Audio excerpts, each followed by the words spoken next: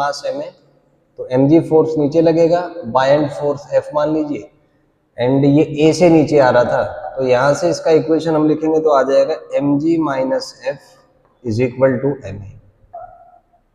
Next, जब आपने इसमें से कुछ मास निकाल लिया, वी अज्यूम की मास हो गया m डैश जी, एंड यहाँ पे एक चीज हिडन है, वी अज्यूम की जो इस पे इसका शेप और साइज चेंज नहीं हुआ है, तो उस केस में जो इस पे बायएंड फोर्स लगेगा वो सेम ही होगा, F मान लेते हैं, and now it moves upward with an acceleration a। तो यहां से अगर इसका हम FVD बनाएं तो ये तो वन ऑप्शन आ गया। इसके लिए अगर केस देखें तो ये आएगा F minus m dash G is equal to m dash into a। ये मेरा इक्वेशन नंबर 2 आ गया।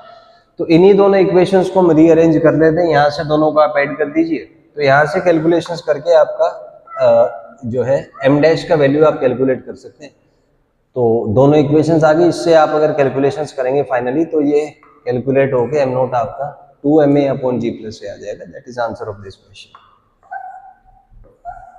नेक्स्ट है 3 ब्लॉक्स का मासेस कनेक्टेड है ऐसे ऐसे, after an upward force is applied on block m।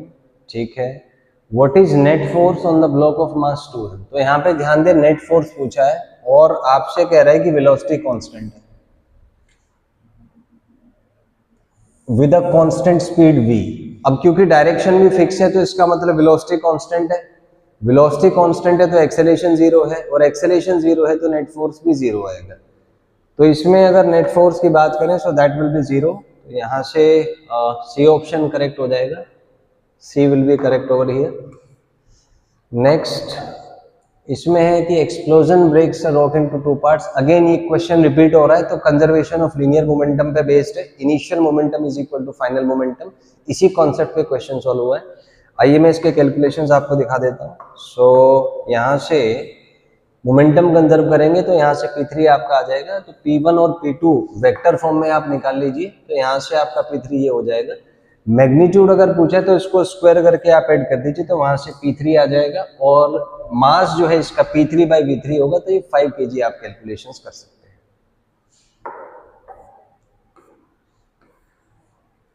Next is फिर इंक्लाइन प्लेन पे है, तो अपर हाफ इसका स्मूथ है, लोअर हाफ रफ हम पहले ही कर चुके हैं क्वेश्चन। तो अपर हाफ में acceleration g sin theta, lower में g sin theta minus mu cos theta.